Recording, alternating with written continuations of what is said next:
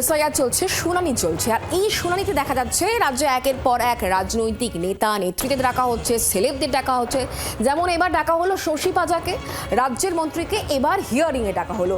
Logical ডিসক্রিপেন্সিতে নারী এবং শিশু কল্যাণ মন্ত্রী শশী পাজাকে ডাকা হয়েছে। কেশব একাডেমিতে শুনানি কেন্দ্রে তিনি এসেও ছিলেন এবং সেখান থেকে তিনি বেরিয়েও যাচ্ছেন। সেই ছবি আপনাদেরকে অবশ্যই দেখাচ্ছি সেই ছবি এই মুহূর্তে। সাধারণ মানুষের হয়রানির অভিযোগ তুলেছেন মন্ত্রী শশী পাজা।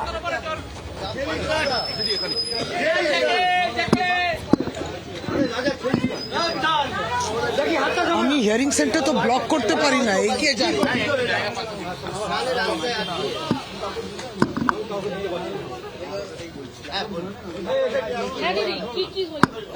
না আমার তো আমি একটু আশ্চর্য হয়ে গেলাম। আমার মনে হয় গৌতমে গিয়ে মানে যে ভিতরে যেটা হলো আমি একটু আশ্চর্য হয়ে গেলাম। আমি বলছি আমি তো ফর্ম নিয়ে এসলাম, তুমি বলবে আমি আমার এনিউমারেশন ফর্মটা নিয়ে এলাম, আমি আমার 2002 লিস্টটা নিয়ে এলাম, সেলফ অ্যাটেস্টেড ডকুমেন্ট হিসাবে আধার নিয়ে এলাম, সেলফ অ্যাটেস্ট করে দিলাম সবটা। আমি জানি এইগুলোই দেখাবো। আপনি শুনে নিন কি জিজ্ঞেস করলো। ওখানে ওনার 2002-এর ম্যাপিং ওনারা নিজেরাও পেয়েছে। 2002-এ ম্যাপিং পাওয়া সত্ত্বেও ওনাকে পাসপোর্টে জোর দেওয়া হলো। পাসপোর্টের জোর দেওয়া হলো যে 2002-এ আপনার নাম ঠিকই আছে, আমাদের ম্যাপ করতে ভুল হয়েছে, তাহলে তো আর পাসপোর্টে জোর দিতে পারে না। ওনার তো সবই আছে, কিন্তু আমি দেবো কেন? তাহলে সাধারণ মানুষের কি হবে? যার 2002-এ নিজের নাম প্রপার আছে এবং 2025-এ ড্রাফট রোলেও কোনো মিসম্যাচ নেই, তিনি নিজে হেয়ারিং সেন্টারে উপস্থিত হয়ে তার আধার কার্ড দিচ্ছেন এবং 2002-এর পুরনো ভোটার লিস্টে জেরক্স দিচ্ছেন, সেখানেও তাকে পাসপোর্টে জোর দেওয়া হলো। যখন আমরা প্রতিবাদ করলাম, অবজেকশন করলাম, তখন ওনারা বলছেন না না ঠিক আছে ঠিক আছে। আর মাইক্রো অবজারভারকে যখন উনি চেপে ধরলেন যে এটা ইলেকশন কমিশনের রুল নয়, তখন উনি বলছেন না না আপনি যা দিয়েছেন তাতেও হয়ে যাবে। আমরা খুব ওয়ারিড যে সাধারণ লোককে কিভাবে হ্যারাস করে এটা আমাদের চিন্তা করছে। আমি সত্যি আমার নামটা নিয়ে চিন্তিত নয়, আমি সাধারণভাবে যে ভোটার আছে সেইটা নিয়ে আমার চিন্তাটা বেশি হয়ে গেল। আমার তো কি আছে, আমি আমার মেডিকেল ডিগ্রিও হাজির করে দেবো আরজিকর মেডিকেল কলেজে। আপনি অবাক হয়ে গেলাম, আমার 2002-তে নাম রয়েছে, ওই নামের বানান আর বর্তমান যেটা এনরোলমেন্ট ফর্ম এলো তার বানান কোনো কিছুতে কোনো ফারাক নেই, সমস্ত পরিষ্কার। শুধু ওদের বললো বিএলও অ্যাপেতে হয়তো ওদের অ্যাপ আপডেটেড না ইত্যাদি, গলত ওদের ওইটুকু দেখালে হলো। তখন 11টা ডকুমেন্ট আমার কাছে যাওয়াটা, আমি স্তম্ভিত হওয়াতে সবাই রিয়্যাক্ট করলো, অন্যরা রিয়্যাক্ট করলো যে এটা আপনি, তাহলে ভাবুন সাধারণ ব্যক্তির কাছে কে শুনবে, কে তাদের কথা শুনবে? পরিকল্পনা করে এটা হেনস্থার একটা প্রক্রিয়া চলছে নিশ্চয়ই। যেটা বলছিলাম আমরা দেখুন, কোনো ব্যক্তি যে ভিতরে বসে আছে, সে বিএলও হতে পারে, ইউআরও হতে পারে, মাইক্রো অবজার্ভার হতে পারে, কারো বিরুদ্ধে ব্যক্তিগতভাবে তো আমাদের কোনো দুশ্মনী নেই, কিন্তু তাদেরকে তো ইলেকশন কমিশন নির্দিষ্টভাবে এই কাজগুলো বলে দিয়েছে। সেখানে আজকে ডকুমেন্টস যেভাবে আমার চ্যালেঞ্জ হলো, আমি বলছি এক কথায় স্তম্ভিত, এবং নিশ্চয়ই এটা হেনস্থা, এটা সাধারণ মানুষের হেনস্থা। আপনি পাসপোর্ট, আমি তো বললাম আমার সবই আছে, হতে পারে না, এইটাই অন্যায় হচ্ছে, এটা হয় না। পাসপোর্ট তো ভারত সরকার দ্বারাই দেওয়া হচ্ছে, কেন চাইবে আমাদের কাছে? আপনি আমার কেসটা দেখে নিন, কি বলেছিল ইলেকশন কমিশন যে 2002-তে যারা রয়েছেন, সত্যি বলতে গেলে তাদের কিছু লাগে না। 2002-তে আমি নিজে, তারপর ছিল 2002-তে আপনার আত্মীয় স্বজন, তারপর ছিল আনম্যাপড, তারপরে নতুন নাম একটা দিয়েছে এলডি, লজিক্যাল ডিসক্রিপেন্সিস। এটা হচ্ছে 4টে বিভাগ, তারাই করলেন প্রতিদিন। তাহলে প্রথমে এই কথাটাই ছিল, যাদের 2002-তে আছে ডাকাই হবে না। তার ডাক যখন পেলাম 2002-তে, তাতে ছিল যে বিএলওতে আপনার ডিটেলসটা আপলোডেড নয়, সুতরাং আপনি 2002-তে বৈধ ভোটার ছিলেন কি না আমাকে মোটামুটি দেখাতে হলো। তো সেটা দেখালাম, ফিজিক্যাল লিস্টে আমি আছি। তারপরে 2002-তে আর প্রশ্ন আসে কোথায়? আর তো কোনো প্রশ্ন আসে না।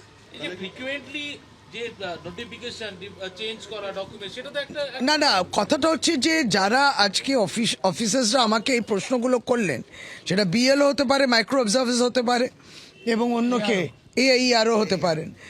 তার মানে তাদেরকে এই ক্ষমতাটা দেওয়া হয়েছে এই প্রশ্নগুলো করার। এইটা নিয়ম ইলেকশন কমিশন কবে থেকে করেছে? এই নিয়মটা বাংলায় করেছেন তো? এই নিয়মগুলো অন্য রাজ্যে হয়নি।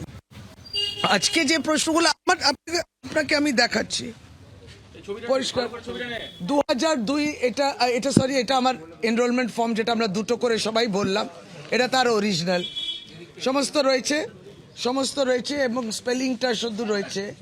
আমার বাড়িতে 4 জন সদস্য, স্বামী স্ত্রী 2 মেয়ে, 3 জন ডাকা হয়নি, আমাকেই ডাকা হলো, এটা তো ফার্স্ট বললামই।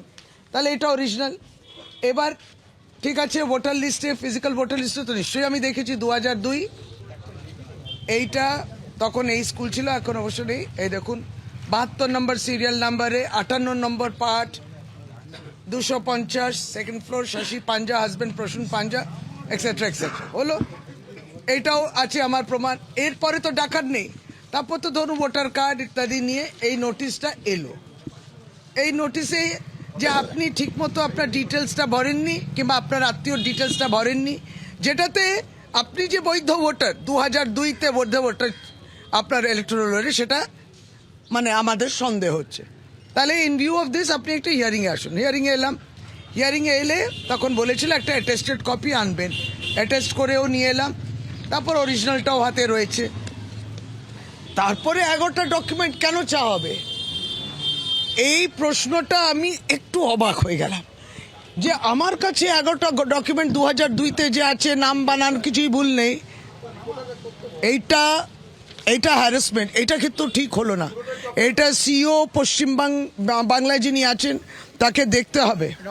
আমরা কিন্তু সর্বভারতীয় তৃণমূল কংগ্রেস থেকে যে প্রতিবাদগুলো করতাম সেটা সম্পূর্ণটা বৈধ। আজকে আমি নিজেও একটা উদাহরণ হিসেবে তার মধ্যে নিজেকেও রাখছি। আমি নিজে একজন সাধারণ মানুষ, ইলেক্টর হিসেবে বললাম আলাদাভাবে নয়, আমিও আসবো, হিয়ারিংয়ে দাঁড়াবো, আরও আছেন কয়েকজন হিয়ারিংয়ে দাঁড়িয়ে। তাহলে পরে এইগুলো কেন বলা হলো? তার মানে নিশ্চয়ই তাদেরকে এই নির্দেশাবলী এসছে। তাহলে থাকারই কথা না, সারা ভারতবর্ষে আপনি পাবেন না। বাংলার ক্ষেত্রে এটা হবে কেন? আর ওই 11টা ডকুমেন্ট, অসম্ভব 11টা ডকুমেন্ট। আপনি রাজ্য সরকারের কোনো ডকুমেন্ট নেবেন না, মাধ্যমিক অ্যাডমিট কার্ড নিচ্ছিল না। তারপর সুপ্রিম কোর্ট সেটা বলল। আপনি পাসপোর্ট চাইছেন, আমি হাজারো ডকুমেন্ট দিয়ে দেবো। পড়াশোনার আপনার ম্যাট্রিকুলেশন কেন? আমি আরও উচ্চ পড়াশোনা করা আছে, কিন্তু আমি কেন দেখাবো? আমি পাসপোর্ট দেখাবো না, এটা আমার প্রতিবাদ। এটা কি করবেন দেখুন, পরে লিস্টে নাম তোলে কিনা, 3বার করে নির্বাচিত একজন বিধায়কের নাম তোলে কিনা, যে প্রত্যেকটি মনোনয়ন পত্রে পার্ট নাম্বার, সিরিয়াল নাম্বার দিয়েছে। নিজেও ইলেকশনে দাঁড়িয়েছি ভোটার হিসেবে, বছর পর বছর ভোট দিয়েছি, সেটা লাস্টের লিস্টে। কিন্তু এই নিয়মাবলী কে তৈরি করলো? দিস ইজ আনকনস্টিটিউশনাল এবং ইললিগাল। আপনার 2002-তে নাম আছে, পরিষ্কার বুঝে নিন। যেটা নিয়ে কোনো তর্ক নেই, কোনো বিতর্কের জায়গা নেই। সেখানে এই মানুষটাকে আরও অ্যাডিশনাল ডকুমেন্ট জিজ্ঞেস করা হলো, আধার দিলাম, তারপরেও 11টা ডকুমেন্ট মধ্যে কিছু আছে কি না, পাসপোর্ট আমি দেব না প্রতিবাদে। না, আর অন্য বিষয়।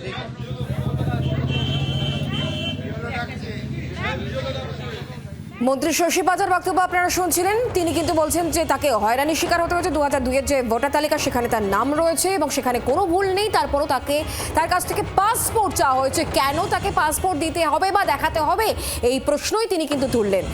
শুধুমাত্র তিনি তার কথা বলছেন না, এক্ষেত্রে সাধারণ মানুষ তাহলে তাদেরকে কতটা হয়রানির শিকার হতে হচ্ছে সে বিষয়ে উল্লেখ করছিলেন মন্ত্রী শশী পাজা। বাংলার আওয়াজ, বাঙালির আবেগ, জি 24 ঘন্টা।